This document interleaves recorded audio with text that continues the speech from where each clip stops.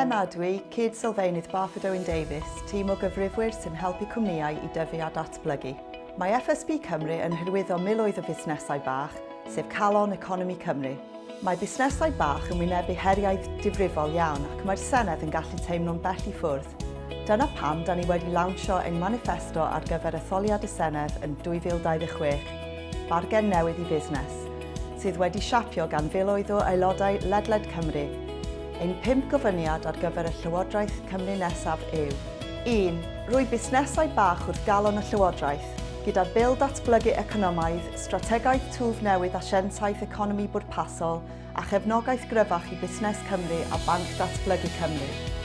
2. Creu Ardaloedd Bywiog, trwy fformiwla newydd gwell i adrethu manwerthu lletygarwch a hamdden, mwy o gyllid trawsnewid trefi ar gyfer busnesau bach, delio â ymddygiad gwrthgymdeithasol, deddf cynllunio newydd a hefyd dweud na i arddoll ymwelwyr.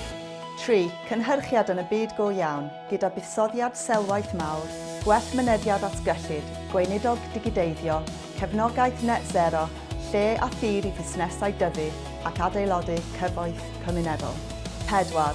Lleihau Cost Gwneud Busnes, diwygio adrethu ar frys gyda gwelliant i'r ryddhad ar adrethu busnesau bach, gorfodi sefydliadau y sector gyhoeddus i dalu busnesau o fewn 30 diwrnod, toriad o 25% mewn biwrocratiaeth a chefnogaeth gwell digidol.